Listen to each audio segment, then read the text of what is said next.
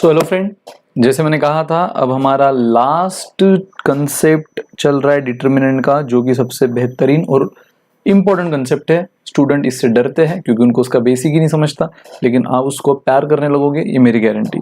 So properties of determinant दोस्तों, आते हैं एक एक प्रॉपर्टी पे। 6 प्रॉपर्टीज है टोटल, ठीक है। एक एक प्रॉपर्टी को समझेंगे और बढ़िया से उसके क्वेश्चन करेंगे।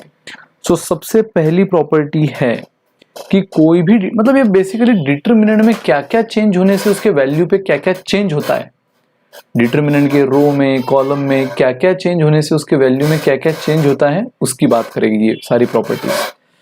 चेयर बहुत ज्यादा आवाज कर रही है, थोड़ा सा आई डोंट नो, देखते हैं। सो पहली प्रॉपर्टी थी दोस्तों कि जब भी हम किसी डिटर्मिनेंट के रोज और कॉलम को इंटरचेंज करें, still the value of determinant will remain unchanged, ठीक है। whenever we interchange rows and columns of determinant, still its मतलब डिटर्मिनेंट की original value will remain same. दोस्तों ये प्रॉपर्टी आपको बोलती है कि जब भी किसी डिटरमिनेंट की रो और कॉलम को आप इंटरचेंज करते हो, इंटरचेंज करना मतलब क्या, मैट्रिक्स के लैंग्वेज में अगर मैं बोलूं तो ट्रांसपोज लेना। बराबर, अगर किसी डिटरमिनेंट में आप ट्रांसपोज ले लेते हो, मतलब रो को कॉलम बना देते हो, कॉलम को रो बना देते हो। ज्यादा ही आवाज कर रही है ना,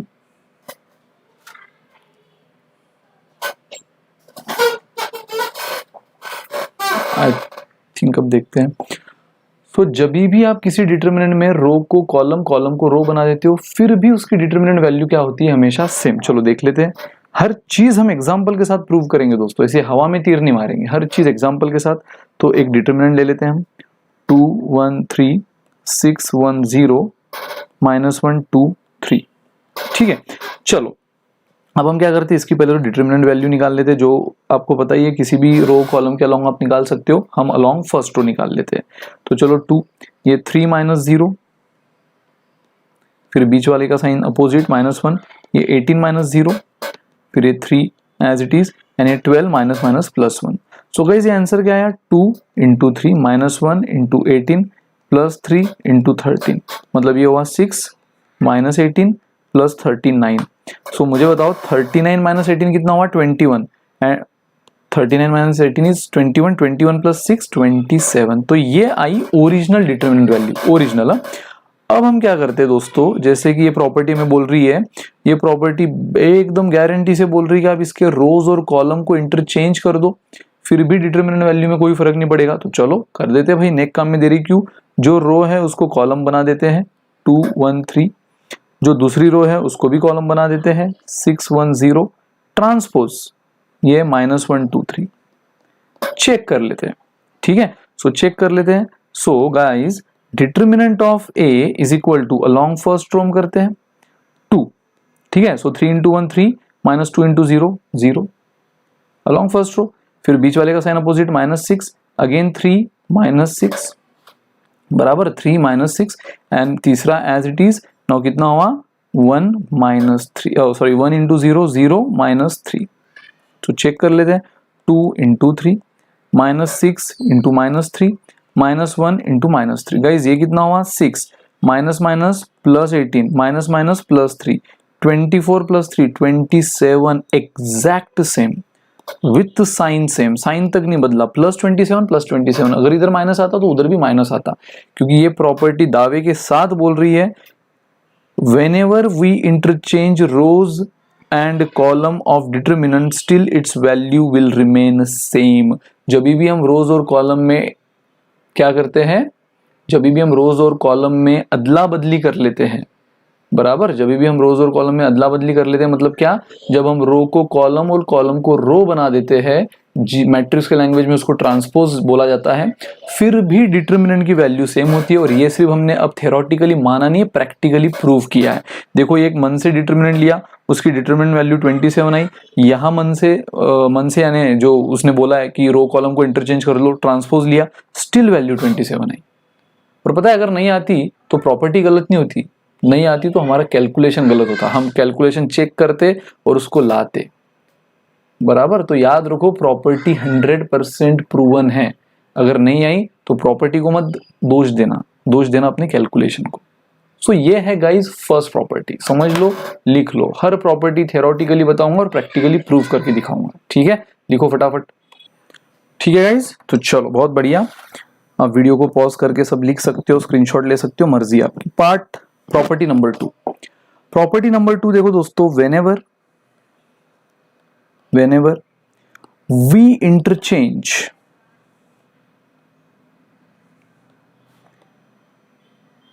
any two rows or any two columns, बराबर। मतलब जो प्रॉपर्टी रो के लिए है वो कॉलम के लिए भी है। अब मैं भले ही रो के लिए बताऊंगा, लेकिन ये प्रॉपर्टी कॉलम के लिए भी अप्लाई होती है कि जब भी हम इंटरचेंज करते हैं दो रो का आपस में या फिर दो कॉलम का, ठीक है, when we interchange any two rows और any two columns with each other, then value of determinant changes its sign, ये बहुत बढ़िया प्रॉपर्टी है दोस्तों। ये आपको क्या बोल रहा है, अभी जो हमने पहली प्रॉपर्टी देखी थी उसमें तो हम पूरे रो का कॉलम से इंटरचेंज कर रहे हैं, पूरे कॉलम का रो से, मतलब जिसको सिंपली मैट्रिसेस के लैंग्वेज में ट्रांसपोज बोला जाता है। रो को हम कॉलम बना दे रहे हैं, कॉलम को हम रो बना दे रहे हैं, ठीक है। लेकिन दूसरी प्रॉपर्टी हमें बोल रही दोस्तों, whenever we interchange any two rows और any two column with each other, मतलब यहाँ पे रो का रो से ये हो रहा है इंटरचेंज, या फिर कॉलम का कॉलम से इंटरचेंज करो। मतलब अगर आप तीन रो अगर है, सपोज R1 R2 R3, दो भी हो सकते तीन भी, आपको तो दो या तीन के ही है डिटर्मिनेंट सिलेबस में। तो सपोज तीन लो, बड़े से बड़ा भी ले ले, हम तीन ले ले, तो अगर आप R1 को R2 के साथ इंटरचेंज करो, इंटरचेंज तो पता है ना आपको, R2 गया R1 में, R1 आया R2 में, मैट्रिसेस में ऑपरेशन आप करते थे, याद है ना, R1 एंड R2 का इंटरचेंज या C2 एंड C3 का इंटरचेंज, ठीक है, इस तरह का इंटरचेंज। तो ये क्या बोल रहा है कि इस इंटरचेंज से, जैसे ऊपर तो ट्रांसपोज लेने से कुछ भी चेंज नहीं होता है, लेकिन ये क्या बोल रहा है कि जब भी दो रो को आप आपस में चेंज करो या दो कॉलम को आप आपस में इंटरचेंज करो, तो डिटर्मिनेंट जो है वो उसकी साइन में सिर्फ वो उसकी वैल्यू में सिर्फ साइन बदलता है, साइन। मतलब ओरिजिनल डिटर्मिनेंट का आंसर पॉजिटिव आया होगा, तो सेम मैग्नीट्यूड का आंसर नए डिटर्मिनेंट में इंटरचेंज करने वाले बाद जो मिला है वो डिटर्मिनेंट में भी आएगा, लेकिन साइन अलग, उधर पॉजिटिव तो नया निगेटिव, ओरिजिनल निगेटिव तो नया पॉजिटिव। चेक कर लेते भाई, हम थोड़ी भरोसा करेंगे ना, इतने आसानी से भरोसा नहीं करेंगे हम। -1 0 4 2 1 0 सपोज ये ओरिजिनल डिटर्मिनेंट, बराबर। अब मुझे देखो इसका अगर निकालना है डिटर्मिनेंट, पहले तो मैं इसका ओरिजिनल का निकाल लूँ अलोंग फर्स्ट रो। सो 2 0 -4 फिर -1। अब ये नहीं एक्सप्लेन करूंगा कैसे आ रहा है डिटर्मिनेंट, इसमें तो मतलब आप घोल कर पी लिए हो पूरे टॉपिक को। -1 -0, सो देखो 2 एज इट इज है -4, -1 एज इट इज है -8, 3 एज इट इज है -1। सो गाइज ये क्या हुआ, दिस इज -8, ये माइनस माइनस प्लस 8, -8, ये माइनस माइनस +8 और ये -3। सो -8 +8 गया दोस्तों, डिटर्मिनेंट आया -3। तो अब तो आप समझ गए होंगे कि इस प्रॉपर्टी के हिसाब से अगर ये -3 आया है तो वो क्या आएगा, +3। वो मतलब क्या, किसी भी दो रो का आपस में इंटरचेंज करो या किसी भी दो कॉलम का। चलो मैं आपको दो रो भी करके दिखा देता हूँ, दो कॉलम भी करके दिखा देता हूँ। अब देखो ये सपोज मैं रो पहले दिखाऊँ, ये R1 है, ये R2 है, ये R3 है, बोलो आप किसका करूँ। अब आप वहां से जो भी बोलो, मेरे कान तक तो नहीं आने वाला है, तो मैं अपने मन से ही कर देता हूँ। मैं मान लेता हूँ यही आपने बोला, ठीक है, लेकिन कंपलसरी कोई भी दो, हाँ, एनी टू, प्रॉपर्टी को समझो, एनी टू। सो पहले रो का करता हूँ, मैं कर लेता हूँ R2 और R3 में इंटरचेंज। मैं क्या कर लेता हूँ, R2 और R3 में इंटरचेंज।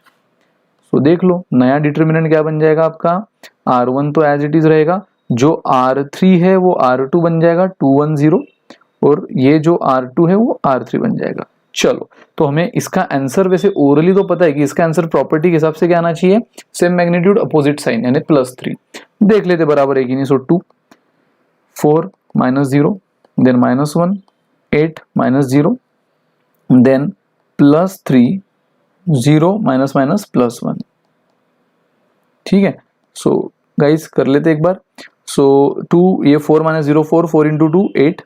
ठीक है, now 8 -0 8 8 -1 -8 and 1 + 0 1 1 into 3 is 3। So 8 -8 cancel, बचा क्या 3। क्या बोला था -3 आया है तो इधर साइन में अपोजिट होगा बस, और कहीं नहीं। दोस्तों ये नहीं कि मैंने रो किया, आप कॉलम करके देख लो। चलो मैं कॉलम में कर लेता हूँ C1 और C3 में। तो कहाँ है आपका ओरिजिनल डिटर्मिनेंट, ओरिजिनल देखो, ओरिजिनल ये रहा आपका ओरिजिनल बराबर। तो उसके C1 में ये पहला C1, ये दूसरा C2, ये तीसरा C3, C1 और C3 में इंटरचेंज, तो ये C1 ये C3, तो C3 आ गया इधर 3 4 0 और C1 आ गया उधर 2 -1 2। ठीक है, C1 C3 में interchange, C2 will remain as it is 1 0 1। ठीक है, तो देखो ओरिजिनल डिटर्मिनेंट का वैल्यू क्या आया था, ओरिजिनल डिटर्मिनेंट का -3 आया था, इसका क्या आना चाहिए +3। सो देख लेते हैं भाई, along first row 3 as it is, 0 -1 -1 as it is, 8 -0 and +2 as it is, ये हुआ 4 -0। तो देख लो 3 into 1 -1 into 8 +2 into 4 कर लो भाई। 3 -8 4 into 2 +8 8 से -8 गया, 3 is the answer. Guys same आया। अगर ओरिजिनल डिटर्मिनेंट -3 आया था तो आपने दो रो भी इंटरचेंज की, still you got the same answer, मतलब एज पर द प्रॉपर्टी जो बोला था उसने, सेम साइन मतलब सेम वैल्यू अपोजिट साइन +3 -3 का +3। और अगर आप कॉलम को भी इंटरचेंज करो तो भी वही आया, सेम वैल्यू अपोजिट साइन। तो ये है प्रॉपर्टी नंबर 2। जब आप पूरे रो को कॉलम से इंटरचेंज करते हो वैल्यू विल रिमेन अनचेंज। जब आप किसी भी दो रो को या किसी भी दो कॉलम को इंटरचेंज करते हो वैल्यू सिर्फ साइन से बदलती है। चलो बहुत बढ़िया, वीडियो पॉज कर लो, अगर नहीं लिखा होगा तो लिख लो। हम बढ़ते प्रॉपर्टी नंबर 3 की तरफ। whenever any two rows और any two, मैंने कहा ना जो रो के लिए हो कॉलम के लिए भी, और any two columns are same then the value of determinant, बहुत बढ़िया प्रॉपर्टी दोस्तों, ये बहुत काम आएगी आगे न्यूमेरिकल में। वैल्यू ऑफ डिटर्मिनेंट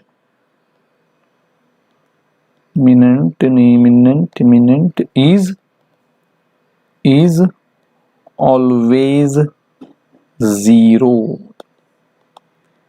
दोस्तों अगर किसी भी डिटर्मिनेंट में, मतलब आंखों से करने वाली प्रॉपर्टी है, किसी भी डिटर्मिनेंट में अगर आप कोई भी दो रो या दो कॉलम को सेम देख लेते हो, सेम, तो आंखें बंद करके उसका उस डिटर्मिनेंट का आंसर आप 0 बोल सकते हो। चलो भाई नेक काम में दे रहे हो क्यों, कोई दो रो भी हो सकती है, कोई दो कॉलम भी हो सकता है। चलो 2 1 2 1 -4 0 2 1 2। तो यह देख रहे हो आप दो रो कौन सी आइडेंटिकल है, कोई भी दो रो बोला उसने तो R1 और R3 आइडेंटिकल है। तो चलो अगर मैं इसका डिटर्मिनेंट ले लूं along first row, so 2 as it is, now 2 as it is. अब इसका कर लेते हैं हम वैल्यू, -4 into 2 -8 -0 -1, नाउ 2 -0 +2 1 -4 into 2 8 +8। तो देख लो 2 -8 -1 2 एंड 2 9। ठीक है, तो गाइज अब आप मुझे बता दो क्या आंसर आया। 2 -8 -16 -2 into 1 -2 एंड 9 into 2 18, ये हुआ -18 + 18 0। और वही प्रॉपर्टी ने बोला है कि जब भी किसी डिटर्मिनेंट की दो रो कोई भी या दो कॉलम आइडेंटिकल है, आप आंखें बंद करके उसका आंसर 0 बोल सकते हो। अब आपने ये प्रैक्टिकली भी प्रूव किया, अब नेक्स्ट टाइम से करने की जरूरत नहीं, क्या करना है बस आंखें बंद 0। ठीक है, चलो अब आपको ये भी एक तसल्ली दे देते कि सर दो रो में तो हो गया, क्या दो कॉलम में भी होता है, देख लेते भाई। 1 3 4 1 3 4 2 0 3। ठीक है, तो इस बार मैंने किसको आइडेंटिकल किया है, C1 एंड C2 को। C1 एंड C2 को। तो देखते हमें क्लियर हो जाना चाहिए कि इसका आंसर 0 आएगा। बस प्रूव करते, क्योंकि आप लोग सुनते नहीं हो ना, आप लोग को जब तक प्रूव ना करूँ आप लोग मानोगे थोड़ी। +2 12 -12 देख लो।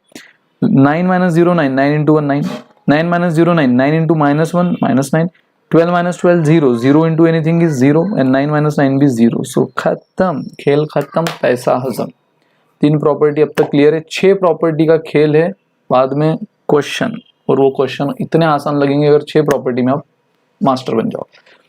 वो 6 प्रॉपर्टी में से 3 तो बस बोल रही कि रो से कॉलम, कॉलम से रो को इंटरचेंज कर लो, वैल्यू अनचेंज होती है। सेकंड प्रॉपर्टी बोल रही है कोई भी 2 रो या 2 कॉलम को इंटरचेंज करने की नौबत आए तो डिटरमिनेंट का साइन बदल जाता है।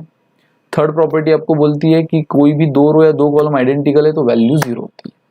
ठीक है, समझ लो, पॉज करके एक बार सब रिवाइज कर लो, फिर हम बढ़ते प्रॉपर्टी नंबर 4 की तरफ।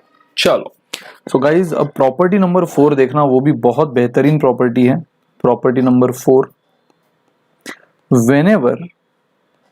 whenever all elements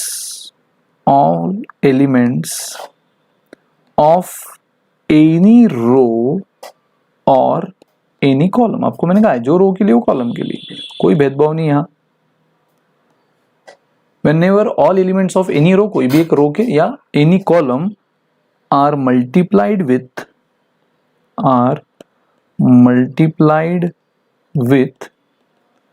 any constant value, then the original value of determinant is also multiplied with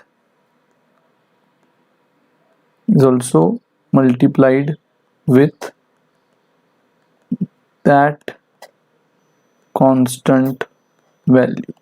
don't worry, theoretically आपको नहीं भी समझ में आएगा तो मैं पहले जब प्रैक्टिकली बताऊंगा आप एकदम प्रॉपर्टी अपने जहन में उतार लोगे।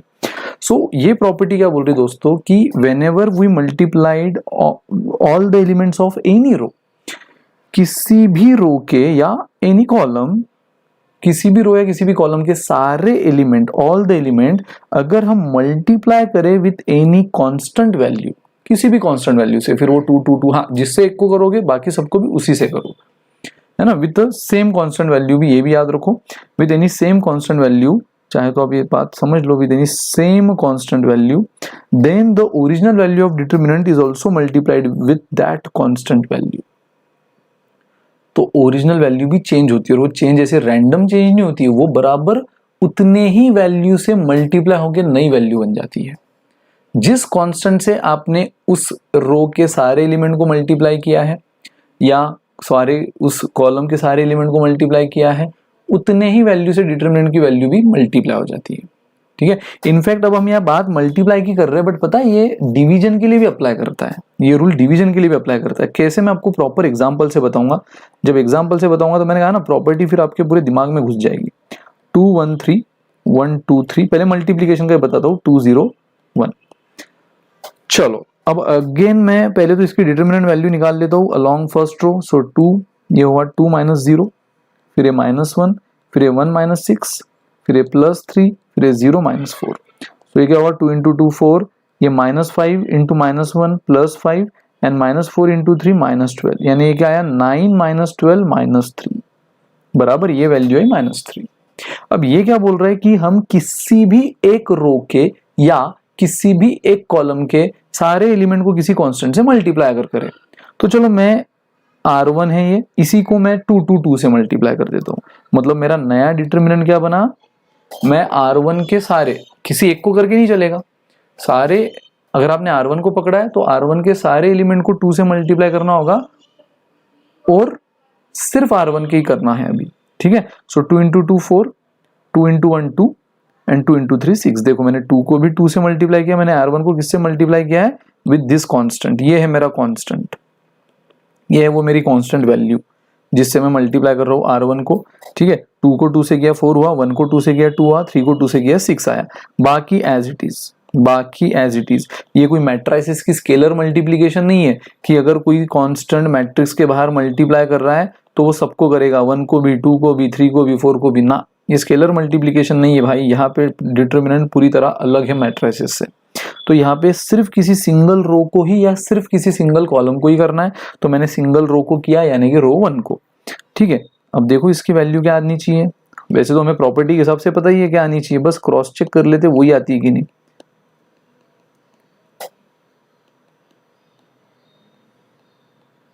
सो 4 इंटू 2 8, ये -2 इंटू -5 एंड +6 इंटू -4। सो देख लो ये 8 माइनस माइनस +10 और ये -24। गाइज 18 - 24 कितना हुआ, -6। आहा आहा, मुझे बताओ ओरिजिनल क्या थी हमारी, -3, नई वैल्यू क्या आई हमारी, -6। मतलब कितने से मल्टीप्लाई हुई है, 2 से। ओरिजिनल वैल्यू -3, नई वैल्यू -6, मल्टीप्लाई किससे हुई है, 2 से। मतलब प्रॉपर्टी भी तो वही बोल रही थी हमें कि जब भी हम किसी रो के सारे एलिमेंट किसी फिक्स कांस्टेंट, सेम कांस्टेंट से मल्टीप्लाई करें, तो मैंने रो 1 को पकड़ा, उसके सारे एलिमेंट को 2 से मल्टीप्लाई किया, तो ओरिजिनल वैल्यू क्या बोल रहा है, then the original value of determinant is also multiplied with the same constant value, with that constant value। यानी ओरिजिनल वैल्यू क्या थी हमारी, -3, वो भी उसी कांस्टेंट वैल्यू, यहां मैंने 2 लिया तो वो भी उसी कांस्टेंट वैल्यू 2 से मल्टीप्लाई होके -6 ही आई। बराबर समझ रहे हो आप। मतलब अगर आप किसी भी रो में किसी भी वैल्यू से अगर मल्टीप्लाई कर लोगे तो नए डिटरमिनेंट के वैल्यू को भी, यानी ओरिजिनल डिटरमिनेंट के वैल्यू को उसी कांस्टेंट से मल्टीप्लाई करके नया वैल्यू आपको चुटकियों में मिल जाएगा। क्लियर। अगेन जैसे मैंने कहा कि ये सिर्फ रो के लिए थोड़ी, ये कॉलम के लिए भी अप्लाई होता है। तो चलो नेक्स्ट काम में देरी क्यों, इस बार मैं लेता हूं C2 को मैं मल्टीप्लाई कर देता हूं 3 से। बाकी सब एज इट इज, ये C1 original C1 as it is, original C3 as it is, C2 के सारे एलिमेंट करना है तो सारे एलिमेंट को 3 से मल्टीप्लाई कर देता हूं, यानी नई वैल्यू भी क्या होगी, ओरिजिनल वैल्यू मल्टीप्लाई बाय 3। यानी आपको यहीं पे पता है आंसर क्या आना चाहिए, -9, क्योंकि ओरिजिनल वैल्यू -3 है और इस बार मैं C2 के सारे एलिमेंट को 3 से मल्टीप्लाई कर रहा हूं, तो नई वैल्यू भी 3 से मल्टीप्लाई होकर आएगी, यानी -3 इंटू 3 -9 आनी चाहिए। चलो चेक कर लेते हैं। पहले तो 2 1 2 एज इट इज, C3 भी एज इट इज 3 3 1, और C2 के सारे एलिमेंट को 1 को भी 3 से मल्टीप्लाई किया, सो 3 आया। देन आगे कौन है, 2 एंड 0, सो 2 को 3 से मल्टीप्लाई किया, 6 आया, 0 को किया, कुछ नहीं आया, मतलब 0 ही रहा। तो देख लेते भाई, अगेन अलोंग फर्स्ट रो, 6 - 0 -3, 1 - 6 +3, 0 - 12। चेक कर लेते हैं, ये 2 इंटू 6 -3 इंटू -5, ये 3 इंटू -12। सो गाइज ये हुआ 12, ये माइनस माइनस प्लस हुआ 15 और ये हुआ -36 बराबर। 3 इंटू -12 -36। दोस्तों ये कितना हुआ 27 - 36। -9। देखो ओरिजिनल वैल्यू -3 और मैंने सारे कॉलम को मल्टीप्लाई किससे किया, सारे कॉलम को C2 के सारे एलिमेंट को मल्टीप्लाई 3 से किया, तो नई वैल्यू भी 3 से मल्टीप्लाई हो गई -9, जो कि हमें पता ही था -9 आने वाली है। समझ रहे हो। और अगेन जैसे मैंने कहा कि ये भले ही प्रॉपर्टी हमने लिखी मल्टीप्लिकेशन के लिए है, लेकिन ये डिवीजन के लिए भी अप्लाई हो रही है। मतलब देख लो, अगर मैं ए ओरिजिनल मैट्रिक्स अब इस बार ये ले लूं 5 10 5 2 1 3 1 0 1, ये मैं ले लूं, ठीक है। अब मैं इसकी अगर डिटर्मिनेंट वैल्यू निकाल लूं, डिटर्मिनेंट वैल्यू 5, सो 1 - 0, देन -10, 2 - 3, देन +5, 0 - 1। सो गाइज ये क्या हुआ 5 इंटू 1 -10 इंटू -1 प्लस 5 इंटू -1। सो ये हुआ 5 minus minus plus minus plus minus, 5 - 5 cancel, answer कितना आया 10। दोस्तों आंसर 10 आया। अब मैं क्या करता हूँ, किसी एक रो या किसी एक कॉलम को पकड़ना है, तो मैं इस बार रो पकड़ लेता हूँ R1। इस बार मैं रो कौन सी पकड़ रहा हूँ, फिर से R1, और उसके सारे एलिमेंट को मैं डिवाइड कर रहा हूँ 5 से। गाइस डिवाइड करना मतलब ही क्या है, R1 को मैं मतलब R1 को डिवाइड कर रहा हूँ 5 से, उसी का मतलब क्या हुआ, मैं R1 को मल्टीप्लाई कर रहा हूँ 1/5 से। सेम बात है। बस बोलने का तरीका बदल दिया। मैं R1 को डिवाइड कर रहा हूँ 5 से, उसी का मतलब क्या, मैं R1 को डिवाइड कर रहा हूँ, सॉरी मल्टीप्लाई कर रहा हूँ 1/5 से। डिवाइड करो 5 से तो भी यही मिलना है, मल्टीप्लाई करो 1/5 से तो R1 इंटू 1/5 क्या होता है, फिर से R1/5 ही होगा, यही मिलना है। आप सीधा बोल दो कि मैं किसी वैल्यू का हाफ ले रहा हूं बोल दो, या मैं उस वैल्यू को 1/2 से मल्टीप्लाई कर रहा हूं बोल दो, तो 1/2 से मल्टीप्लाई करना मतलब ही हाफ लेना होगा, है ना। तो इसलिए मैंने कहा कि ये प्रॉपर्टी भले ही आपने लिखी मल्टीप्लाइड के लिए है, बट ये डिवीजन के लिए भी अप्लाई होता है, क्योंकि डिवीजन को हम आराम से मल्टीप्लीकेशन में मॉडिफाई कर सकते हैं बोलने के लिए भी। मतलब मैं यहाँ पे आपको बोल रहा हूँ मैं R1 के सारे एलिमेंट को 5 से मल्टीप्लाई कर रहा हूँ, कोई ऐसा भी लिख सकता है इसी चीज को कि मैं R1 के सारे एलिमेंट को 1/5 से मल्टीप्लाई कर रहा हूँ। मैंने क्या बोला, मैं 5 से डिवाइड कर रहा हूँ, वो क्या बोल रहा है मैं 1/5 से मल्टीप्लाई कर रहा हूँ, लेकिन बदले में उसका जो ए डिटर्मिनेंट आएगा 1/5 से मल्टीप्लाई करने के बाद और मेरा जो आएगा 5 से डिवाइड करने के बाद वो सेम ही आएगा। देख लो 5/5 1, 10/5 2, 5/5 1, सिर्फ R1 को। उसने क्या किया होगा 5 इंटू 1/5, तो 5 कैंसिल, फिर से 1, 10 इंटू 1/5, 5 2 जार 10, फिर से 2 आ जाएगा, अगेन 5 इंटू 1/5, वही बात है ना। तो इसलिए ऐसा टेंशन मत लेना सर आपने तो हमें मल्टीप्लीकेशन का बताया था, लेकिन क्वेश्चन में तो हम डिवाइड में भी अगर ऐसा कर रहे हैं तो आप टेंशन ना ले लो कि सर फिर डिवीजन क्यों कर रहे हो, ये सेम ही है भाई। डिवीजन मतलब हम मल्टीप्लीकेशन में उसको मॉडिफाई कर सकते हैं बोलने के लिए भी और लिखने के लिए भी, जैसे मैंने यहाँ किया 5 से डिवाइड करना ही 1/5 से मल्टीप्लाई करने के बराबर है। तो चलो, तो मैंने 5 से डिवाइड कर दिया, बाकी एज इट इज किसी एक रो या किसी एक कॉलम, तो मैंने R1 के साथ जो करना था कर लिया, तो हमें समझ गया। अगर मैंने 1/5 से इसको मल्टीप्लाई किया है, R1 के सारे एलिमेंट को 1/5 से मल्टीप्लाई किया है, तो ओरिजिनल वैल्यू भी क्या हो जाएगी 1/5 से मल्टीप्लाई होकर, यानी कितनी आ जाएगी 2 आ जाएगी। तो बस चेक कर लेते हैं वाकई में 2 आ रही कि नहीं, है ना। एक बार बस चेक कर लेते हैं वाकई में 2 आ रही है कि नहीं आ रही है, और जो कि आएगी, नहीं आएगी तो हमारा कैलकुलेशन मिस्टेक हुआ है। सो देखो ये 1 -3 इंटू 0 0, -2 2 -3, ये +1 0 -1, तो चलो ये 1 into 1 -2 into -1 +1 into -1, so 1 into 1 1 -2 and ये -+1, सो देखो -1 +1 कैंसिल, ये देखो 2 इंटू ये माइनस इंटू माइनस +2 होगा ना, तो हमारा आंसर है 2 बराबर। ये +1 ये प्लस माइनस -1 और ये माइनस माइनस +2, तो -1 +1 कैंसिल, बचा 2। और देखो मैंने वही कहा था, हमने 5 से डिवाइड किया तो ओरिजिनल वैल्यू भी 5 से डिवाइड होकर कितनी आ गई 2, या आप बोलो ओरिजिनल वैल्यू भी 1/5 से मल्टीप्लाई होकर 1/5 से मल्टीप्लाई होकर कितनी आ गई 2।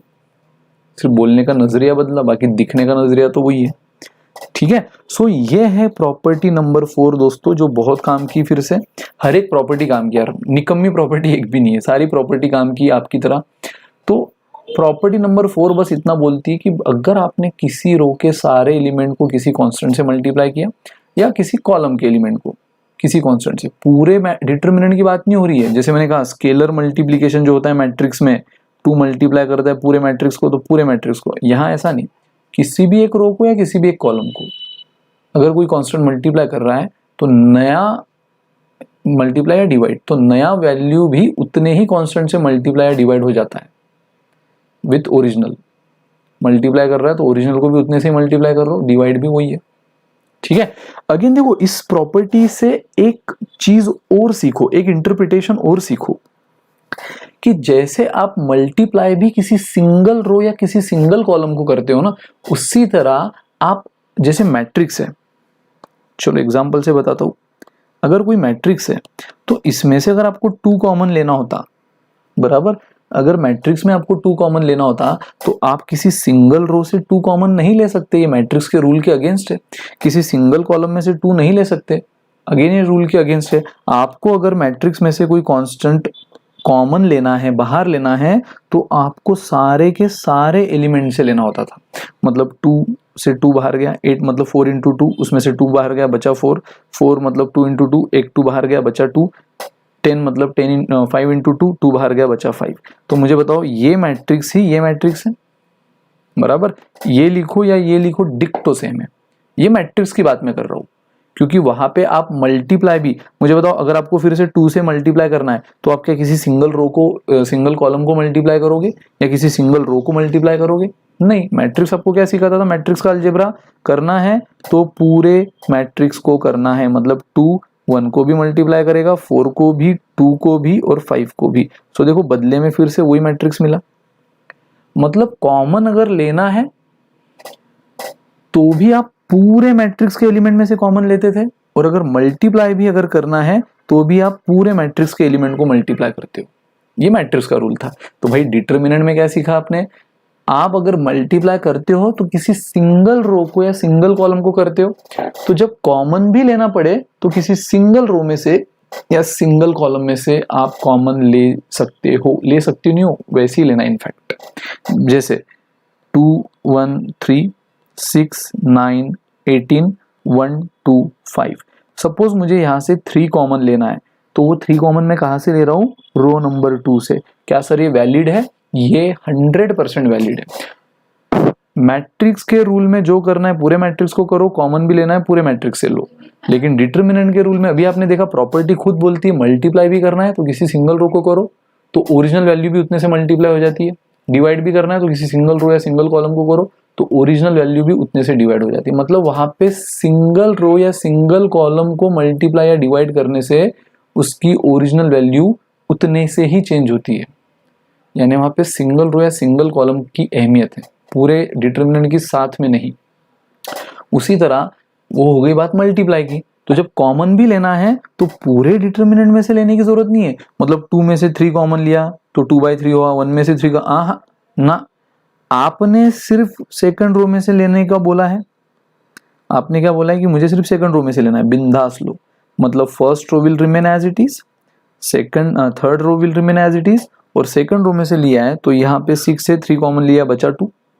9 मतलब 3 into 3, एक 3 बाहर बचा 3। 18 मतलब 6 into 3, 3 बाहर बचा 6। तो गाइज इसका जो आंसर आएगा ना डिक्टो वही आंसर इसका आएगा। चलो चेक कर लेते हैं, चेक कर लेते हैं। ये जो LHS है वही हमारा RHS आएगा। देख लो अलोंग अगर मैं फर्स्ट रो करूँ 2 बराबर, तो ये क्या हुआ 9 5 45 माइनस 36 माइनस 1, ये कितना हुआ 30 माइनस 18 प्लस 3, ये कितना हुआ 12 माइनस 9। चलो ये LHS है, दिस इज LHS। सो 2 ये हुआ माइनस 9 सॉरी प्लस 9, माइनस 1 ये हुआ माइनस नहीं प्लस 12, ठीक है, और ये 3 ये हुआ 3। सो देखो दोस्तों 18 प्लस माइनस माइनस 12 एंड 9, तो ये 6 प्लस 9 15 आंसर आया बराबर, ये 15 आया। अब RHS देख लेते हैं।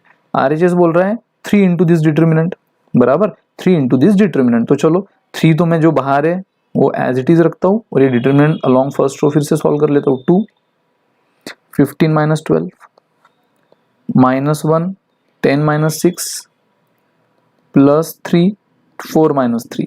सो गाइज देख लो अगेन ये 3 एज इट इज, पहले ब्रैकेट को सॉल्व करो। 2 into 3 minus 1 into 4 plus 3 into 1। सो कितना आया, कितना आया 3, ये हुआ 6 minus 4 plus 3, 6 minus 4 2, 2 plus 3 5, 5 into 3 15। मुझे बताओ रत्ती भर भी आंसर बदला, ऐसे भी 15 ऐसे भी 15 बराबर। डायरेक्ट पूरे डिटरमिनेंट का लो तो भी 15। आपने सिर्फ सेकंड रो में से कॉमन लिया, सिर्फ सेकंड रो में से 3, बाकी first row as it is, third row as it is, second row में से कॉमन, फिर भी आंसर 15 आया। तो गाइस क्योंकि ये डिटरमिनेंट का अलजेब्रा है। मैट्रिसेस का अलजेब्रा क्या था, मल्टीप्लाई करना है तो सारे एलिमेंट को कॉमन भी लेना है तो सारों में से। डिटरमिनेंट का क्या है, मल्टीप्लाई करना है तो सिंगल रो या सिंगल कॉलम, तो कॉमन भी लेना है तो सिंगल रो या सिंगल कॉलम, खत्म। स्टूडेंट टेंशन ले लेते जब मल्टीप्लाई को, तो समझ जाते हैं क्योंकि समझाने वाला हमेशा ये प्रॉपर्टी को सिर्फ मल्टीप्लिकेशन तक समझाता है कि भाई मल्टीप्लाई कर सकते हो, डिवाइड कर सकते हो सिंगल रो सिंगल कॉलम को। अरे भाई स्टूडेंट को ये भी बताओ कि आप कॉमन भी जब लेना है ना तो सिंगल रो या सिंगल कॉलम से ले सकते हो, क्योंकि जब एक्चुअल क्वेश्चन में कॉमन लेने की बारी आती है तो स्टूडेंट फिर हर एलिमेंट में से लेने बैठता है, वो गलती करता है। ठीक है, वही अगर सपोज ऐसा अगर हो जाता था कोई 3 1 4 16 28 20 4 3 1, ठीक है। और आपको यहाँ पे कॉमन लेना है सिर्फ, जैसे यहाँ पे आपने सिंगल रो में से लिया R2, इस बार आपको कॉमन लेना है सिंगल कॉलम में से, तो बिल्कुल ले सकते हो भाई। मैंने कहा रो और कॉलम में कोई भेदभाव नहीं है। जैसे सिंगल रो को मल्टीप्लाई कर सकते हो सिंगल कॉलम को, तो कॉमन भी सिंगल रो से ले सकते हो सिंगल कॉलम से। तो इस बार मैं 4 कॉमन ले लेता हूँ। सो और वो भी किस में से, सिर्फ C2 में से। So 3 C1 as it is, C3 as it is. 16 मतलब 4 इंटू 4, एक 4 गया बचा एक 4, 28 यानी 4 इंटू 7, एक 4 गया बचा 7, 20 यानी 4 इंटू 5, 4 गया बचा 5। सो अगेन आपको गारंटी है मेरी कि इसका जो डिटर्मिनेंट आएगा वो बिल्कुल इसके बराबर आएगा, यानी 4 इंटू दिस। करके देख लो, अभी आपके लिए होमवर्क, क्रॉस चेक आप कर लो, ठीक है। सो ये है प्रॉपर्टी नंबर 4 गाइस, जो आपको बताती है कि मल्टीप्लाई या डिवाइड आप सिंगल रो या सिंगल कॉलम को कर सकते हो। उससे क्या करना है, ओरिजिनल वैल्यू को भी उसी कांस्टेंट से मल्टीप्लाई किया होगा तो मल्टीप्लाई कर दो, नई वैल्यू मिल जाएगी। डिवाइड किया होगा तो डिवाइड कर दो, नई वैल्यू मिल जाएगी। अगेन इसका दूसरा मतलब ये भी है जो अक्सर कोई बताता नहीं है, वो याद रखो कि जब भी कॉमन लेने की बारी आएगी डिटरमिनेंट में, तो वो आप सिंगल रो में से ही लो या सिंगल कॉलम में से लो, पूरे डिटरमिनेंट से लेने की जरूरत नहीं है, ठीक है। पूरे डिटरमिनेंट से अलग अलग ले सकते हो, यानी सिंगल रो का अलग, सिंगल रो का अलग, ऐसा ले सकते हो। लेकिन एक ही टाइम पे पूरे डिटरमिनेंट में से लेना है ऐसा कोई रूल नहीं है। कॉमन लेने का रूल इनफैक्ट सिंगल रो का ही है या सिंगल कॉलम के साथ ही है, पूरे डिटरमिनेंट के साथ नहीं। क्लियर। सो गाइस ये थी प्रॉपर्टी नंबर 4, अच्छी से रिवाइज करो, ये ट्राई करो वीडियो पॉज करके, then will come to property number 5। तो चलो गाइस, प्रॉपर्टी नंबर 4 तक आप एकदम बेझिझक हो चुके होंगे। now बढ़ते आगे दोस्तों प्रॉपर्टी नंबर 5 और उसके बाद 6, 2 प्रॉपर्टी और देखना है तो अच्छी से बने रहो। सो प्रॉपर्टी नंबर 5 देखो क्या है, इफ सम और ऑल सम और all elements, sum or all elements of any row, और आपको बताइए और any column are expressed as sum of, are expressed as sum of two elements, two or more elements, ठीक है, to or more elements. Theory पे बस समझो, कोशिश करो, बाकी तो मैं आपको प्रैक्टिकली बताऊंगा ये बोलना क्या चाहती है property. Then the original determinant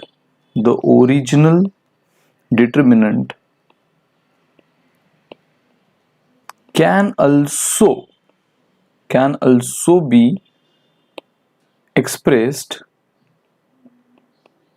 as sum of two or more determinant, two or more determinant, ठीक है। सो बहुत इजी दोस्तों, बस ध्यान दो एग्जैक्टली प्रॉपर्टी क्या बोलना चाहती है। ये प्रॉपर्टी दोस्तों बस इतना बोलना चाहती है आपको कि जब भी हम किसी डिटरमिनेंट, किसी ओरिजिनल डिटरमिनेंट के एक हाथ रो को पकड़ लो या एक हाथ कॉलम को पकड़ लो और उसके सारे एलिमेंट या कुछ एलिमेंट को अगर आप सम ऑफ टू एलिमेंट में कन्वर्ट करते हो, तो पता है that original determinant can also be express as the sum of two or more determinant. Depend, आपने उस एलिमेंट को दो वैल्यूज में ऐड करके रिप्रेजेंट किया है तो फिर बदले में 2 डिटरमिनेंट के एडिशन के फॉर्म में कन्वर्जन होगा, 3 वैल्यू के फॉर्म में किया है तो 3 के फॉर्म में होगा। देखो सिंपल। सर नहीं समझा, अब समझ जाएगा, जब प्रैक्टिकली बताऊंगा तब समझ जाएगा। सो देखो 2 8 3 1 6 4 2 2 या 2 3 5। सो गाइज मुझे बताओ किसी भी रो के या किसी भी कॉलम के बराबर, तो अगर मैं इसको पकड़ लूं, ये कॉलम को C2 कॉलम को पकड़ लूं, C2 कॉलम के अगर मैं सारे एलिमेंट को, अगेन नॉट नेसेसरी कि सारे एलिमेंट होना चाहिए, सम और ऑल बोला है उसने, सम और ऑल एलिमेंट्स। तो देखो अगर मैं इसके C2 एलिमेंट को ऐसा लिखूं, चलेगा ऐसा 2 1 2 तो एज इट इज, 3 4 5 भी एज इट इज। अगर मैं इसको ऐसा लिख दूं, 8 को मैं लिख दूं 6 + 2, 6 को मैं लिख दूं 4 + 2 एंड 3 को मैं लिख दूं 2 + 1। चलेगा ऐसा? मुझे बताओ 2 + 1 3 होता है, 4 + 2 6 ही होता है, 6 + 2 8 ही होता है, बराबर? मतलब मैंने कहीं भी गलत नहीं लिखा है। तो वो बोल रहा है कि जब भी आप किसी रो या किसी कॉलम के ऑल एलिमेंट और सम एलिमेंट, देखो नॉट नेसेसरी कि सारे एलिमेंट को इस तरह एडिशन फॉर्म में लिखना ही है। अगर आपको 3 को नहीं लिखना चाहते हो मत लिखो। तो आप बोलोगे सर फिर कैसे करेंगे? सो बस 3 को आप ऐसा तो लिख सकते हो ना, 3 + 0, जहां कुछ नहीं वहां 0 तो ऐड कर ही सकते हो आप, जहां कुछ नहीं वहां, बराबर? मतलब आपने 8 को 6 + 2 लिखा है, 6 को 4 + 2 लिखा है। अगर आप चाहते हो कि मुझे 3 को स्प्लिट नहीं करना, but for the sake of solution आपको अगर कुछ लिखना ही है तो आप +0 तो लगा ही सकते हो ना, 3 + 0 3 रहेगा। तो ये वो प्रॉपर्टी बोलना चाहती है, सम और ऑल। इस बार मैंने ऑल को किया, आप सम को भी कर सकते थे। सो मैंने 3 को वैसे तो क्या लिख दिया था, 2 + 1।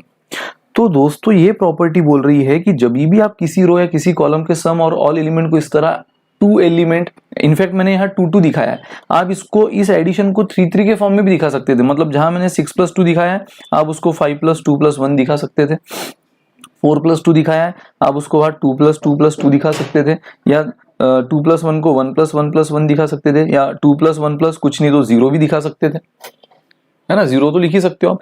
तो आप जितने एलिमेंट के एडिशन के फॉर्म में कन्वर्ट कर रहे हो, 2 में कर रहे हो तो 2, 3 में कर रहे हो तो 3, तो ओरिजिनल डिटरमिनेंट भी उतने डिटरमिनेंट के फॉर्म में ऐड स्प्लिट हो जाता है, उतने डिटरमिनेंट के एडिशन के फॉर्म में स्प्लिट हो जाता है। अगर आपने 2 2 किया है तो इस बार 2 बनेगा, अगर ये 3 3 किया होता तो 3 बनता। देखो कैसे कैसे, मतलब पता है ये ओरिजिनल डिटरमिनेंट को ही आप अब कैसे लिख सकते हो, ये ओरिजिनल डिटरमिनेंट को ही आप कैसे लिख सकते हो, 2 1 2 as it is, 3 4 5 as it is, पहला एलिमेंट लिख दो 6 4 2, 6 4 2, मतलब ये जो आपने 2 एलिमेंट के एडिशन के फॉर्म में लिखा है ना, उसमें से एक एलिमेंट इस डिटरमिनेंट में लिख लो।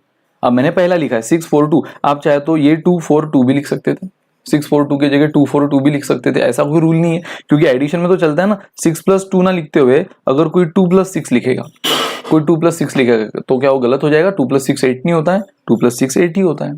तो फिर उसका रो, उसका ये वाला कॉलम क्या बन जाएगा, 2 4 2। मैंने 6 + 2 लिखा इसलिए मेरा क्या बन गया, 6 4 2।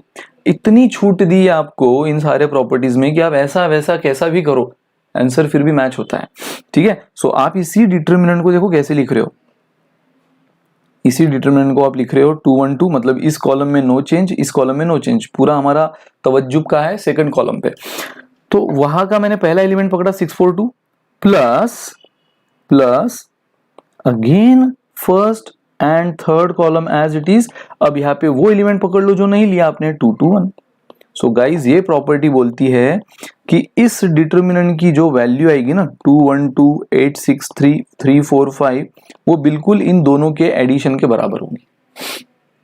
मतलब आप किसी भी डिटरमिनेंट को अगर दो छोटे छोटे 3 या 2 3 के फॉर्म में कन्वर्ट करना चाहते हो for the sake of solution, अब आप बोलोगे सर हमें ऐसी जरूरत क्यों पड़ेगी, हम क्यों अननेसेसरी 1 को 2 में 3 में कन्वर्ट करेंगे, हमारा काम बढ़ाएंगे? काम नहीं बढ़ाएंगे, ये आपको हेल्प करने वाला है। आप आगे जब मैं न्यूमेरिकल लूंगा अभी के बुक के एक्सरसाइज के, तो आपको समझ में आएगा, ठीक है? सो गाइज देख लो LHS, हर चीज तो हम प्रूव कर रहे हैं तो इसको क्यों छोड़े।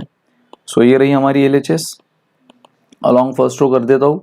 सो 2, ये हो गया 30 - 12, देन -8, 5 - 8, देन 3 3 - 12, ठीक है ना?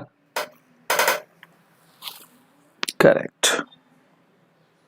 चेक कर लेते भाई एक बार, कैलकुलेशन में मिस्टेक हुई तो प्रॉब्लम हो जाएगा। तो नहीं लग रहा है कोई मिस्टेक, तो चलो 2 ये हो गया 18, ये -8 ये हो गया -3, और ये 3 ये हो गया -9। सो मुझे बताओ ये हो गया 18 2 36 माइनस प्लस 24 एंड ये -27। सो मुझे बताओ 24 - 27 -3 एंड 36 - 3 33। सो गाइस 33 आंसर आया हमारा LHS का। नाउ RHS मतलब क्या, एडिशन ऑफ दिस 2 डिटरमिनेंट। और ये 2 डिटरमिनेंट क्या हमने जादू मंत्र से नहीं लाया, हमने क्या किया है, इस ओरिजिनल डिटरमिनेंट का ये जो सेकंड कॉलम है उसको हमने स्प्लिट कर दिया 2 वैल्यूज के एडिशन के फॉर्म में, यानी 8 को 6 + 2 6 को 4 + 2 एंड 3 को 2 + 1। और मैंने कहा कि नॉट नेसेसरी कि सारे एलिमेंट को ही करो, आपको किसी को नहीं करना तो हाँ सिंपली +0 लिख दो और फिर उसको क्या करो, 2 डिटरमिनेंट के एडिशन के फॉर्म में कन्वर्ट करो। कैसे, तो जिसको अनचेंज रखा है वो दोनों में अनचेंज रखो एज इट इज, और ये जो जिसको चेंज किया है जिसको चेंज किया है उसको बराबर से स्प्लिट कर दो, एक एक एलिमेंट यहाँ ले लो, दूसरा दूसरा एलिमेंट यहाँ ले लो। और ये मैंने 2 में किया है, मैंने आपको बातों बातों में ये भी बता दिया कि आप 3-3 एलिमेंट भी कर सकते हो। तो इन दैट केस यहाँ पे तीसरा डिटर्मिनेंट भी आ जाता था। अगर आपने 8 को 3 डिटर्मिनेंट के फॉर्म में लिखा होता, 5 + 2 + 1, 2 + 2 + 2 6 को, और 3 को सपोज 2 + 1 + 0, तो C1 और C3 तो तीनों में एज इट इज रहती थी। पहले में ये आ जाता था C2, दूसरे में ये आ जाता था C2, तीसरे में ये आ जाता था C2। और फिर से ये जो ओरिजिनल डिटर्मिनेंट की एडिशन है वो इन तीनों डिटर्मिनेंट के एडिशन के बराबर आती थी। ये बेट है। चाहे तो 3 डिटर्मिनेंट का आप घर पे एक बार होमवर्क क्रॉस चेक कर लेना, या अभी वीडियो पॉज करके क्रॉस चेक कर लेना, ठीक है। और इनफैक्ट ये हमने कॉलम में किया है। अगेन यही सेम चीज हम रो में भी कर सकते हैं, रो में भी, वो तो मैं बताऊंगा आपको। चलो तो पहले तो इसका RHS देख लेते हैं। हाँ, RHS क्या क्या है? RHS में है दोस्तों 212, 642, 345। क्या बात, 212, 221, 345। चलो दोनों डिटर्मिनेंट सॉल्व करो। ये आ गया 2 अलॉन्ग फर्स्ट रो ही हम करते हैं, इसमें एक चीज में एक्सपर्ट बन जाए तो टेंशन नहीं। -6, 5 - 8 +3, 2 - 8, ठीक है, प्लस, ठीक है, ये तो हो गया। नाउ प्लस along again हाँ, along first row, so 2, 10 - 4, -2, 5 - 8 +3, 1 - 4। so देख लो गाइज, 2 इंटू ये हुआ 12, -6 ये हुआ -3, ये 3 ये हुआ -6, प्लस ये 2 ब्रैकेट में क्या बचा पहले वो हम देख रहे हैं, -2, ये -3 और ये 3, ये -3। सो देख लो, दूध का दूध पानी का पानी आपके सामने। 24 माइनस +18 और ये -18, सो -18 +18 तो कैंसिल। आगे बढ़ते हैं, प्लस 6 इंटू 2 12, माइनस +6 और ये -9। सो गाइज देख लो, -18 +18 तो पहले ही गया था। Now 24 + 12 36 and 6 - 9 is -3, so 36 - 3 is 33। मुझे बताओ LHS भी आपका 33 आया था, मुझे बताओ RHS भी आपका 33 आया है, जो कि आएगा ही। नहीं आया तो प्रॉपर्टी गलत नहीं, नहीं आया तो आपने कैलकुलेशन मिस्टेक की है। सो आगे क्वेश्चन में आप ऐसी चीजें देखोगे दोस्तों जहां आपको एक डिटर्मिनेंट को 2 के फॉर्म में कन्वर्ट करने की जरूरत पड़ेगी। शो दैट, प्रूव दैट के क्वेश्चन होंगे, तो उसको जिस फॉर्म में आंसर देना है उसके लिए आपको जरूरत पड़ेगी, तब आपको ये प्रॉपर्टी ब्रह्मास्त्र बोलकर काम आएगी, ठीक है। ऐसे तो ये सारे के सारे जनरली हम महाभारत रामायण में देखते थे, एक ही बार एक योद्धा एक ही बार ब्रह्मास्त्र यूज कर सकता था। लेकिन आप जो योद्धा हो, आपके लिए डिटर्मिनेंट में 6 के 6 ब्रह्मास्त्र ही है। हर प्रॉपर्टी कैसे काम आ जाएगी किसी क्वेश्चन में आप देखना। तो गाइज ये तो हमने कॉलम के लिए किया।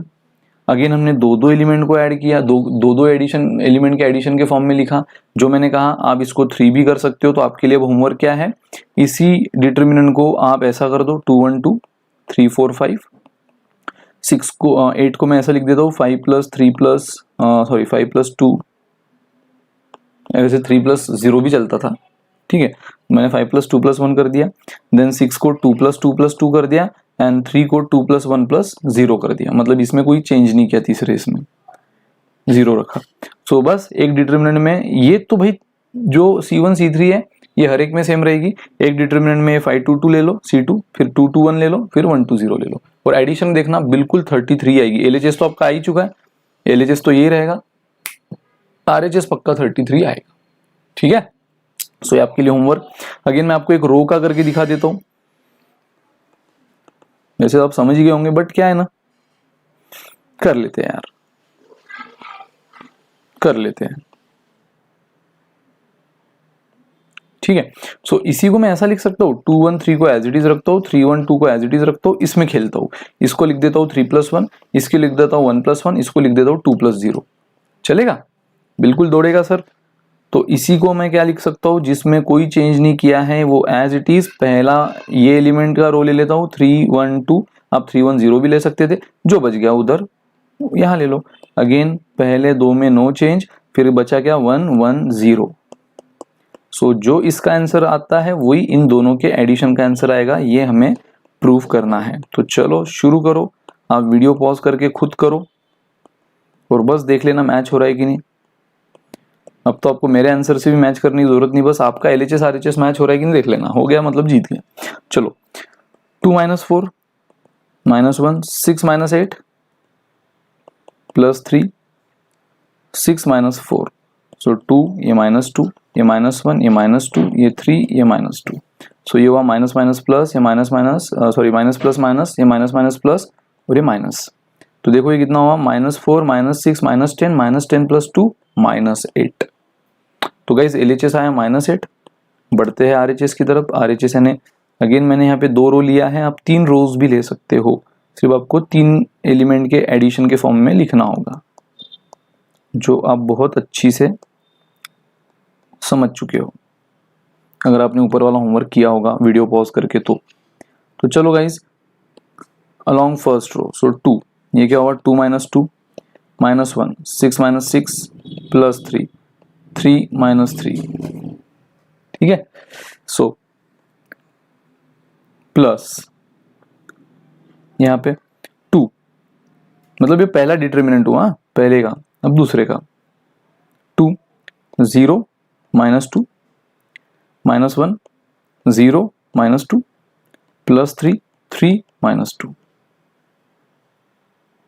ठीक है। सो गाइस देखो ये 2 minus 2 0, 0 into anything is 0, 6 minus 6 0, 0 into anything is 0, 3 minus 3 0, 0 into anything is 0, मतलब ये पहले डिटर्मिनेंट का पूरा आंसर 0 आ गया। और आप एक चीज ऑब्जर्व अगर किए होंगे तो आपके दिमाग की बत्ती यूं जल जाएगी, प्रॉपर्टी नंबर 3। अब भी हमने देखा है प्रॉपर्टी नंबर 3 कि जब भी किसी डिटर्मिनेंट में कोई भी 2 रो या कोई भी 2 कॉलम आइडेंटिकल हो, जो हमने प्रूव भी की है, तो उसका आंसर हमेशा 0 आता है। एंड दोस्तों कोइंसिडेंटली, हमारे दिमाग में भी नहीं था बट कोइंसिडेंटली देखो ये R2 और R3 सेम है, आइडेंटिकल है, 312 312, ठीक है।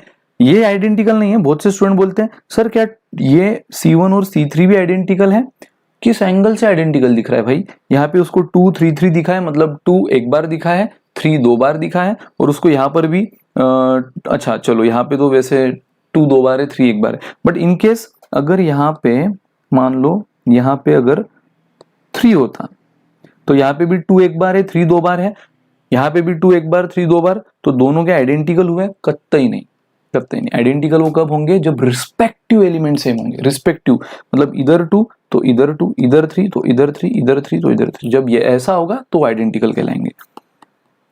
तो खैर वो तो आइडेंटिकल नहीं है, यहाँ पे 2 था ना, यहाँ पे 2 था,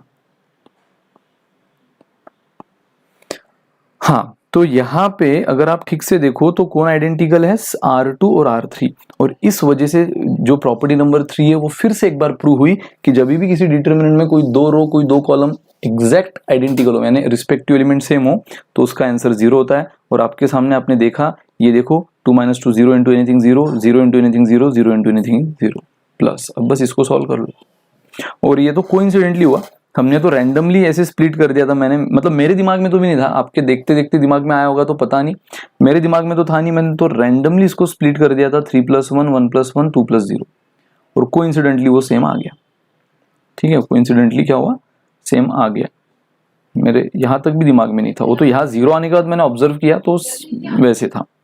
चलो 2 एज इट इज, ये -2, ये -1 एज इट इज, ये -2, और ये 3 एज इट इज, ये 1। सो गाइस ये कितना हुआ, हमारा आंसर क्या आया है,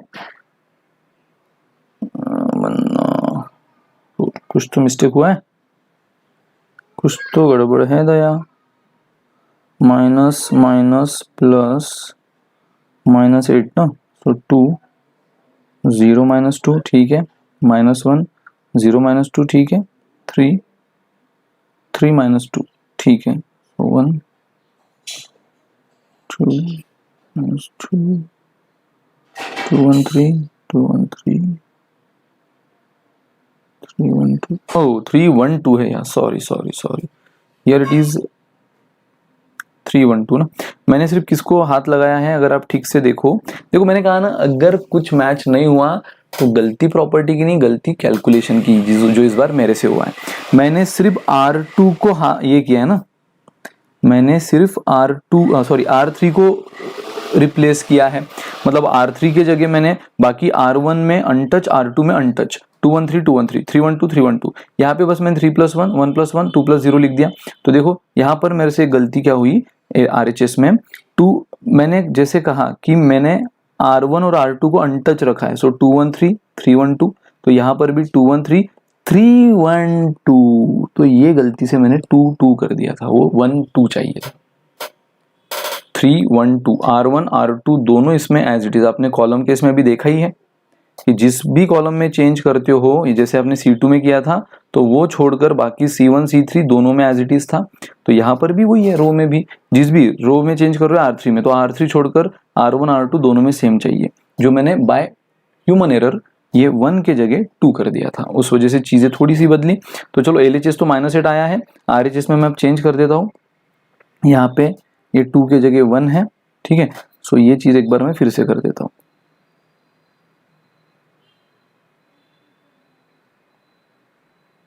ठीक है। नाउ ये तो कोई टेंशन नहीं, बराबर, जो भी मेरा ऐसे मिस्टेक हुई है वो सेकंड वाले डिटरमिनेंट में हुई है, तो फर्स्ट वाले डिटरमिनेंट तो जैसे मैंने कहा कोइंसिडेंटली ये दोनों सेम आ गए थे, आइडेंटिकल, तो इसका आंसर 0 ही आना चाहिए, जो हमने कैलकुलेशन से भी प्रूव किया 0 ही आया। अब इसको सॉल्व कर लेते, +2 as it is 0 -2, -1 as it is 0 -2 and +3 as it is 3 -1।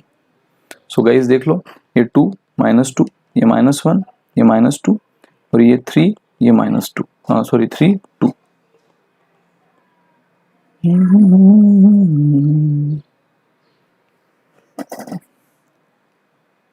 एक सेकंड, एक सेकंड,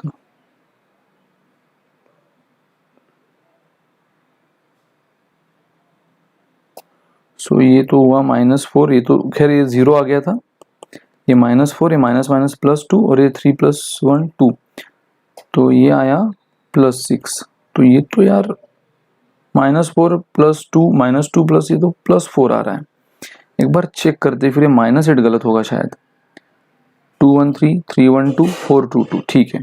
सो 2 2 -4 -1 6 -8, ठीक है, एंड 3 6 -4 बराबर, सो -2 × 2, ये -2 × -1 और ये 2, यस यस यस यस, ये -2 लिख लिया था मैंने गलती से दोस्तों, यहाँ पे ये 6 -4 कितना होना चाहिए, 2 होना चाहिए, मैंने यहाँ -2 लिख दिया था, ये गलती हुई, ये गलती हुई, तो चलो सुधार देते एक सेकंड में। अगेन एक ही क्वेश्चन में, एक ही एग्जांपल में दूसरी सीख कि प्रॉपर्टी गलत नहीं है, कैलकुलेशन गलत है।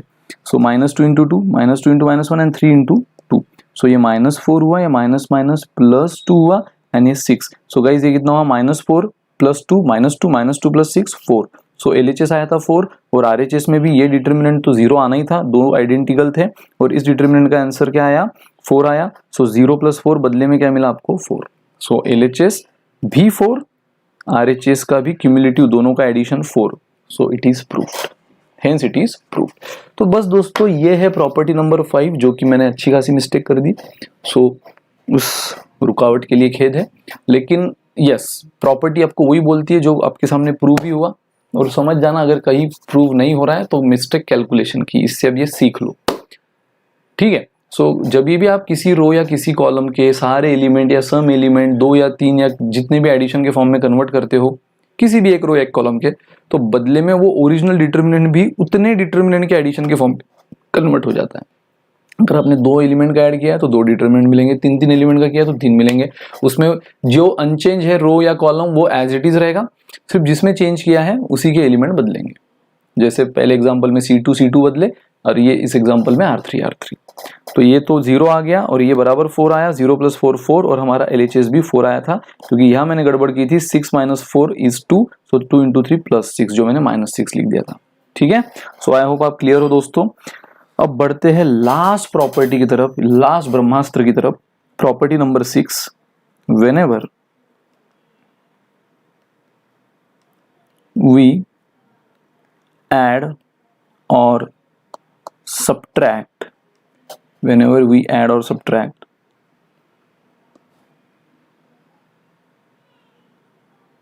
इक्वी मल्टीपल, ठीक है, अगेन समझने की कोशिश करो, बाकी तो मैं समझाऊंगा practically, equi multiple of all elements of any row और कॉलम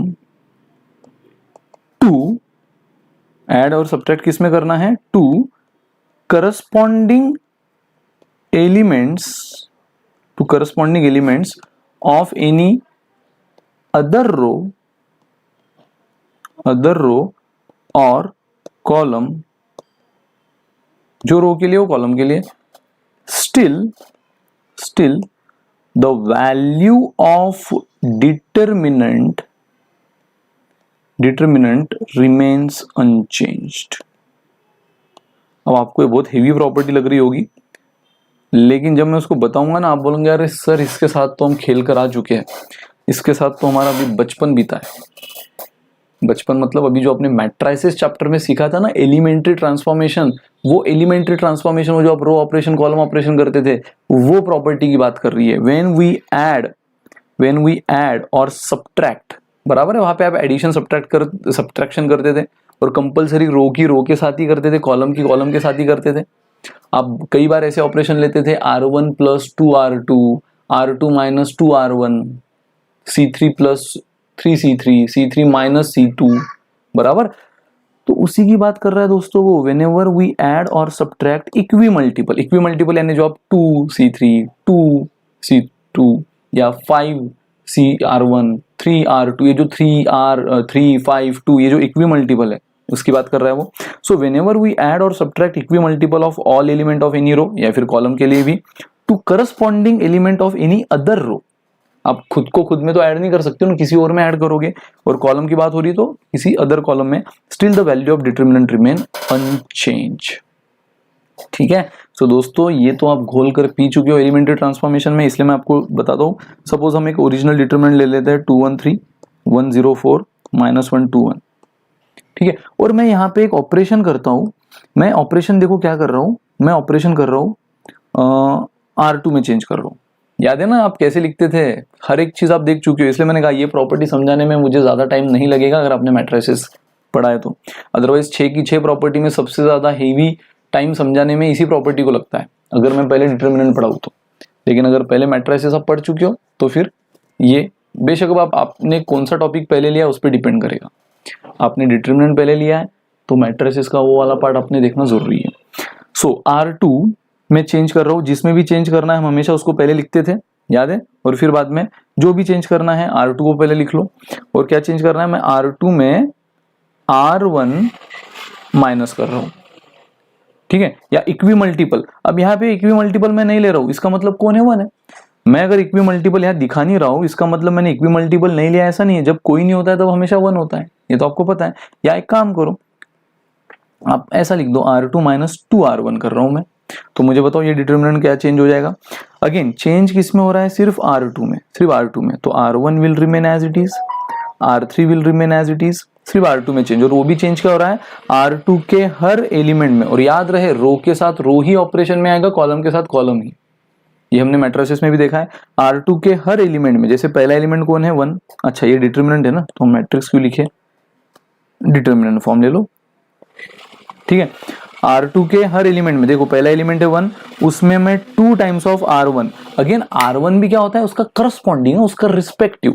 ऐसा नहीं कि आप ये 1 ले रहे हो तो ये R1 लो, ये 1 ले रहे हो तो ये R1 लो ना, करस्पॉन्डिंग। ये 1 के लिए R1 कौन है, 2, ठीक है, तो 1 लेकर नहीं चलेगा। 0 अगर आप R2 लो तो उसका करस्पॉन्डिंग R1 कौन है, 1, 3 लेकर नहीं चलेगा। सो R2 - 2 टाइम्स ऑफ उसका रिस्पेक्टिव R1। तो मुझे बताओ R2 है 1 -2 टाइम्स ऑफ उसका रिस्पेक्टिव R1 कौन है, 2। सो 1 - 4 -3 बराबर। बस, तो पहला एलिमेंट यहाँ पे -3 आया, मैं ये चेंज कर रहा हूं, and irrespective of this change the value of determinant remain unchange. ये मेन है प्रॉपर्टी की, ये इस प्रॉपर्टी की जादू है कि इतना बड़ा चेंज करने के बाद भी value of determinant remain unchange. हाँ, आप रैंडमली अगर बोलोगे कि मैं R2 में 2 2 2 2 ऐड कर देता हूं, या मैं R2 में 3 3 3 3 माइनस कर देता हूं, तो फिर भाई, तो फिर आप 100% उसको अनचेंज नहीं बोल सकते हो, तब वैल्यू डेफिनेटली चेंज होगी। लेकिन अगर आप R1 R2 का कुछ तो ऑपरेशन कर रहे हो, मतलब कोई रैंडम कांस्टेंट ऐड नहीं कर रहे हो, कोई रैंडम कांस्टेंट सब्ट्रैक्ट नहीं कर रहे हो। ये प्रॉपर्टी एडिशन के लिए भी है, सब्ट्रैक्शन के लिए भी है। तो आप कोई रैंडम कांस्टेंट ऐड नहीं कर रहे हो, कोई रैंडम कांस्टेंट सब्ट्रैक्ट नहीं कर रहे हो, आप एक रो के साथ रो का एडिशन कर रहे हो या सब्ट्रैक्शन कर रहे हो, या कॉलम के साथ कॉलम का एडिशन सब्ट्रैक्शन कर रहे हो विथ इक्वी मल्टीपल। लो तो ठीक है, नहीं लो तो 1 होता ही है। तो फिर 100% आप बोल सकते हो value of determinant remain unchange. Again अगर नहीं प्रूव हुआ तो कैलकुलेशन मिस्टेक, अदरवाइज वो होता ही है। तो देख लेते हैं। सो अगेन चेंज जिसमें होता है ये बाकी की ये जो बातें ना, ये ऑपरेशन जो दिखाने का तरीका है और ये सब हम मैट्रिसेस में देख चुके हैं। जिसमें चेंज होना है वो पहले लिखो, फिर ये एरो दिखाओ, फिर जिसमें चेंज होना है वापस वो पहले लिखो, और फिर क्या चेंज करना है तो उसमें 2 टाइम्स ऑफ R1 माइनस करना है। सो देखो मैंने R1 एज इट इज रखा क्योंकि चेंज सिर्फ R2 में हो रहा है, R3 एज इट इज रखा और R2 में चेंज कर रहा हूं। सो R2 में ये वाला ऑपरेशन अप्लाई कर दो, ये वाला। ये क्या बोल रहा है R2, सो R2 है मेरा 1 माइनस 2, यहाँ पे 2 इसलिए 2 लिखा, टाइम्स ऑफ R1, तो इस 1 का R1 कौन है 2। सो देखो कैलकुलेशन के बाद मिला -3। सेम इसी तरह अगला R2 कौन है 0 माइनस 2 टाइम्स ऑफ इसका R1 कौन है 1, सो 0 माइनस 2। फिर अगला R1 कौन है 4 माइनस, देखो जो ऑपरेशन है वही कर रहा हूं मैं, जैसा ऑपरेशन है वैसा। सो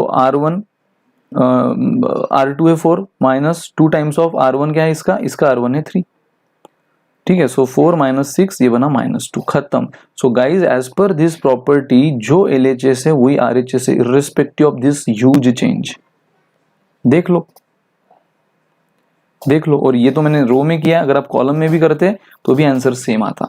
सो चलो अगर मैं यहाँ पे देख लूँ LHS यानी original. So along first row 2 0 minus 8 minus 1 1 minus minus plus 4 plus 3 2 minus 0। So देख लो दोस्तों 0 ये -8 बना, ये -1 ये 5 बना, ये 3 ये 2 बना। सो ये -16 -5 plus 6, so -16 plus 6 is -10 -10 minus 5 is -15। तो ये LHS आया -15। अब देख लेते हैं RHS यानी इस वाले डिटरमिनेंट को। तो चलो अलॉन्ग फर्स्ट रो ही करता हूँ 2, so -2 minus minus plus 4 -2 plus 4 correct, then -1 ये -3 और माइनस माइनस प्लस हुआ, लेकिन ये फॉर्मूला का साइन माइनस ही रहेगा।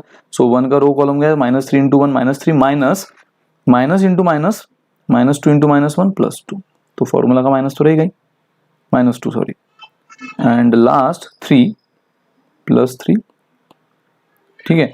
-3 इंटू 2 -6 एंड -2 इंटू -1 -2 बराबर, क्योंकि देखो -3 इंटू 6 -6 एंड माइनस फॉर्मूला का इनबिल्ट, और ये माइनस माइनस फिर से प्लस हो गया, बट ये फॉर्मूला का इनबिल्ट माइनस तो था ही। तो चलो calculation 2 into 2 -1 into -5 and 3 into -8। सो दोस्तों ये 4 हुआ, ये माइनस माइनस प्लस 5 हुआ, और ये -24। सो 9 माइनस 24 इज -15। दोस्तों LHS क्या था -15, गाइज RHS क्या आया -15। मतलब कौन सही, प्रॉपर्टी भी सही और इसलिए हम भी सही, ठीक है। सो ये होता है, आपने अच्छा खासा चेंज किया। ये प्रॉपर्टी सिंपली आपको यही बोल रही है कि जब भी आप किसी रो के सारे एलिमेंट का इक्वी मल्टीपल किसी दूसरे रो के रिस्पेक्टिव एलिमेंट में ऐड या सब्ट्रैक्ट करो, still value of determinant remain unchange. And same property column के लिए भी बोल रही है। तो चलो कॉलम भी आपको दिखाई देते हैं। इस बार मैं क्या कर रहा हूँ, ओरिजिनल मैट्रिक्स तो ये ले लेता हूँ, ओरिजिनल डिटरमिनेंट। जो ऑपरेशन मैंने रो के साथ किया था इस बार कॉलम के साथ कर रहा हूँ। मैं क्या कर रहा हूँ, इस बार मैं C3 में चेंज कर रहा हूँ। C3 यानी ये C3 में चेंज कर रहा हूँ, और वो भी क्या कर रहा हूँ, तो C3 में मैं 2 टाइम्स ऑफ C1 ऐड कर रहा हूँ। इस बार एडिशन वाली, लास्ट टाइम सब्ट्रैक्शन वाली ली थी, अब एडिशन वाली, एडिशन सब्ट्रैक्शन दोनों चलता है, ठीक है। सो C3 में सिर्फ चेंज होगा, तो रूल तो आपको पता है, जिसमें चेंज हो रहा है वो छोड़कर बाकी एज इट इज लिखो। So C1 as it is 2 1 -1, C2 as it is 1 0 2, और C3 में क्या चेंज हो रहा है 2 times of C1। So C3 देखो 3 है, उसमें 2 टाइम्स ऑफ C1 कौन है, रिस्पेक्टिव C1 देखना होता है, तो 3 का रिस्पेक्टिव C1 कौन है 2। सो 2 का 2 टाइम्स 4 एंड 3 + 4 7, ये इधर 7 हो जाएगा बराबर। नेक्स्ट C3 कौन है 4, उसका रिस्पेक्टिव C1 है 1, उसका 2 टाइम्स कितना हुआ 2, सो 4 और एडिशन है, इस बार एडिशन है ना। सो ये 4 + 2 times of 1 2, 4 + 2 6, and last C3 है 1, उसका रिस्पेक्टिव C1 है -1, तो उसका 2 टाइम्स हुआ -2, तो 1 में -2 ऐड करना है। मतलब देखो C3 कौन है 1 plus 2 times of respective C1 कौन है -1, C3 1 रिस्पेक्टिव C1 -1। तो दोस्तों ये क्या हुआ 1 प्लस माइनस -2 ये -1 हुआ, खत्म। ये बन गया आपका नया डिटर्मिनेंट जो कि इस ऑपरेशन के बाद मिला है। तो जैसे रो के ऑपरेशन ने भी उसको सेटिस्फाई किया, ओरिजिनल आंसर जो है ये 15 आई थी, तो रो के बाद भी 15 आया। अब इस कॉलम के बाद भी देख लो 15 आता है कि नहीं, अलोंग फर्स्ट रो करते हैं हम। सो 2 0 -12 -1 -1 माइनस +6 एंड +7 2 -0। सो गाइज ये 2 -12 ये -1 +5 एंड ये 7 2। सो ये हुआ -24 -5 +14। सो दोस्तों -24 -5 कितना होता है, -24 -5 होता है -29 +14 -15। डिक्टो सेम, जो ओरिजिनल था उसका भी -15, रो ट्रांसफॉर्मेशन यानी रो ऑपरेशन करने के बाद भी 15, कॉलम ऑपरेशन करने के बाद भी 15। तो आप मन से, ये प्रॉपर्टी बस आपको इतना बोल रही है कि आप मन से कोई भी कांस्टेंट ऐड कर दो किसी रो में या सब्ट्रैक्ट कर दो किसी रो या कॉलम में तो नहीं चलेगा। हाँ, लेकिन आप रो टू रो कुछ ऑपरेशन से एडिशन करो या कॉलम टू कॉलम कुछ ऑपरेशन से एडिशन सब्ट्रैक्शन करो, then it is permissible, still answer of determinant will remain unchanged। तो guys this is all about determinant and the properties of determinant, जो इस टॉपिक की जान है। स्टूडेंट डरते हैं लेकिन आप प्यार कर बैठोगे। अभी तो प्रॉपर्टी देखी, जब न्यूमेरिकल देखोगे तो वाकई में शक हो जाएगा आपको, ठीक है। सो गाइज फर्स्ट क्या था, पहला आपने देखा कि जब भी रो कॉलम आपस में इंटरचेंज कर दो, जिसको आप ट्रांसपोज बोलते हो मैट्रिक्स के लैंग्वेज में, इसलिए मैं सजेस्ट करूंगा पहले मैट्रिक्स ही पढ़ो, बहुत सी चीजें काम आ जाएगी। सो जो आप रो कॉलम इंटरचेंज करते थे, ठीक है, तो उसमें still value of determinant remain unchange, हमने प्रूव किया। फिर जब भी आप कोई दो रो या दो कॉलम इंटरचेंज करते हो तो डिटर्मिनेंट का साइन बदलता है, मतलब डिटर्मिनेंट की वैल्यू बदलती है बट सिर्फ साइन से। अगर ओरिजिनल पॉजिटिव तो ये निगेटिव, ओरिजिनल निगेटिव तो ये पॉजिटिव, मैग्नीट्यूड यानी value will remain as it is, sign बदल जाता है। फिर तीसरी आपने देखी, जो अभी वापस देखी, कि दो रो या दो कॉलम आइडेंटिकल हो, रिस्पेक्टिव एलिमेंट एग्जैक्ट सेम हो विथ सेम साइन, तो वैल्यू विल बी 0।